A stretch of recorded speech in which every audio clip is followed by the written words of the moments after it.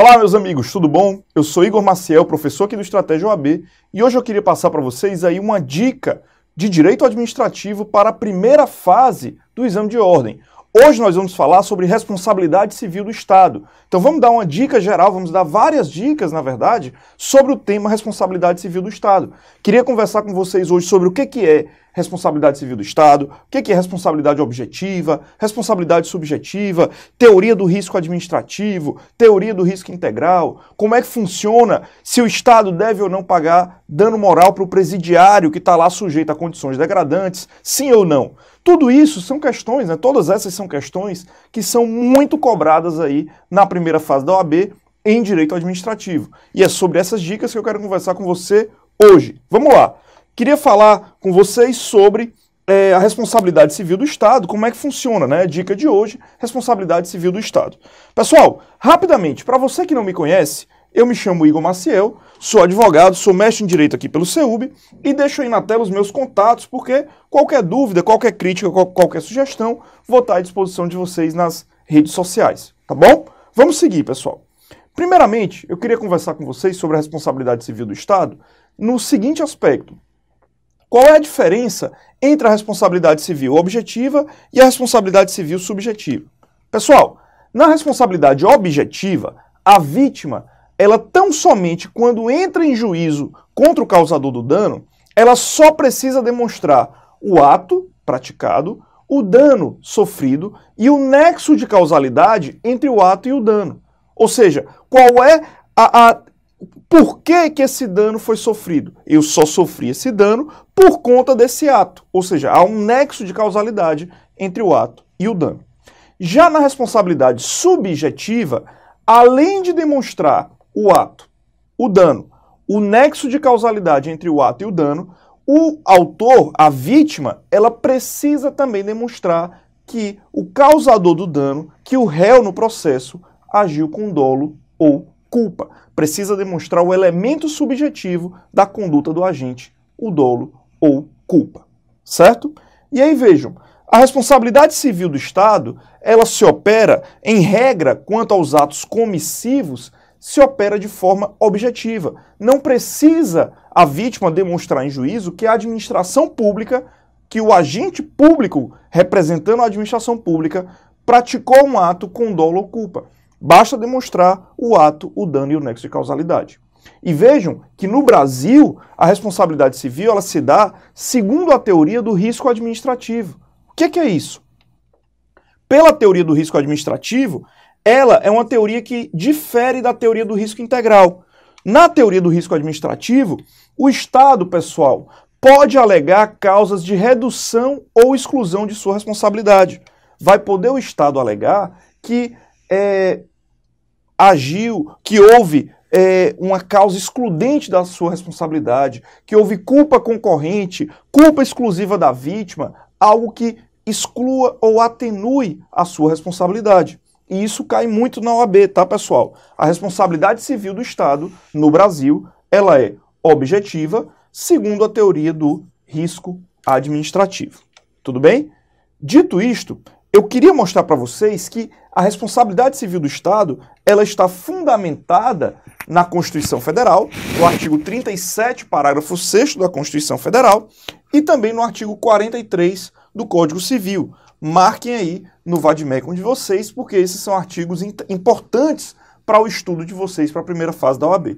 Tá? O que mais? Vejam, por exemplo, uma questão já cobrada pelo CESP na PGE Bahia de 2014. Só para vocês terem uma ideia, o CESP ele trouxe uma questão e essa é a típica questão que a FGV cobra na primeira fase da OAB. Ela traz um caso concreto e pede para você aplicar o direito ao caso concreto. Vejam, suponha que uma viatura da Polícia Civil colida com um veículo particular que tem ultrapassado o cruzamento no sinal vermelho e o fato ocasione sérios danos à saúde do condutor do veículo particular. Considerando essa situação hipotética e a responsabilidade civil da administração pública, julgue o item subsequente. Sendo a culpa exclusiva da vítima, não se configura a responsabilidade civil do Estado, que é objetiva e embasada na teoria do risco administrativo. Vejam, meus amigos, esse item está verdadeiro.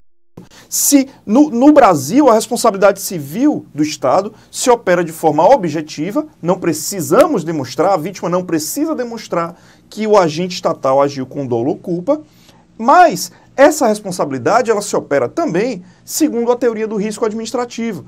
No caso aqui da questão, e isso é importante que você fixe, essa é uma dica fundamental para esse conteúdo, a culpa pelo acidente não foi da administração pública, a culpa foi da própria vítima, culpa exclusiva da vítima. Isso atenua, isso exclui a responsabilização do Estado. Tudo bem? Nesse ponto, a gente também tem questões cobradas aí na CESP de novo, pela PGM Fortaleza, onde houve um acidente que um particular ultrapassou a contramão, passou na contramão, e um carro da administração pública furou o sinal vermelho. Então, um carro, a vítima, né, o particular, ele vinha na contramão e o carro da administração pública furou o sinal vermelho. A gente tem, então, a hipótese de culpa concorrente e aí o Estado não vai responder integralmente, vai ter, no mínimo, a sua responsabilização atenuada. Tá? Essa é a ideia. Também, questãozinha do CESP aí, da PGM Fortaleza. E aí, vejam, qual é a diferença da responsabilidade civil entre os atos comissivos, um ato onde a administração pratica um fazer estatal, para um ato omissivo, uma omissão estatal? A diferença, pessoal, é a seguinte: nos atos omissivos, pelo não fazer da administração pública, ela vai responder de forma subjetiva. A responsabilidade civil é subjetiva. Ou seja, quanto aos atos omissivos, a vítima ela vai ter que demonstrar em juízo o não fazer, a atuação do Estado, a não atuação do Estado naquele determinado caso, o dano que ela sofreu, o nexo de causalidade entre o não fazer e o dano, e ainda que a administração não fez, deixou de praticar aquele determinado ato porque havia dolo ou havia culpa por parte do servidor público. Então vejam, quanto aos atos omissivos da administração pública, a responsabilidade civil do Estado ela é subjetiva. Neste particular, nesse ponto, a gente precisa analisar, será se existem exceções? Pessoal, existem hipóteses onde o não fazer da administração pública, a não atuação da administração pública que cause um dano ao particular, ela pode ser responsabilizada segundo a responsabilidade civil objetiva, segundo a responsabilidade civil, onde não é preciso demonstrar dolo ou culpa? Sim, existem exceções. E que exceções são essas, professor? Essas exceções, meus amigos, são hipóteses onde a administração pública assume o dever de guarda para com o administrado. São situações onde o administrado ele estava lá na rua, ele estava lá livre, leve e solto, e a administração assumiu para si o dever de zelar pela integridade física e moral daquela pessoa. A administração pública assumiu para si o dever de guarda daquela determinada pessoa, o dever de zelar pela vida daquela determinada pessoa. Por exemplo, hipóteses são presídios, hospitais psiquiátricos, creches. Ora, eu tenho um presidiário lá, ele está no meio da rua, cometeu um crime, beleza? A princípio, a administração trouxe esse presidiário para dentro da sua gestão, né? Ela assume o dever de zelar pela vida daquele preso, porque ela trouxe para dentro das suas dependências, né? Dentro do aparato estatal, aquele presidiário. Do mesmo jeito, aquelas pessoas que estão internadas em hospitais psiquiátricos, do mesmo jeito, públicos, né? Do mesmo jeito, crianças que estão lá em creches, em escolas. Então, imagine, por exemplo, uma hipótese onde um presidiário que é assassinado dentro do presídio. Ora, a administração falhou no seu dever de guarda específico com aquele determinado presidiário, portanto, ela vai responder de forma objetiva. Imagine uma hipótese onde uma pessoa internada em um hospital psiquiátrico que está passando por problemas psiquiátricos e essa pessoa, não há uma vigilância específica quanto a ela por parte do Estado, essa pessoa vem a se suicidar. Desta forma, a administração ela também responde de forma objetiva. Outro exemplo é uma criança que está lá na creche, pega um lápis e enfia no olho. Pau!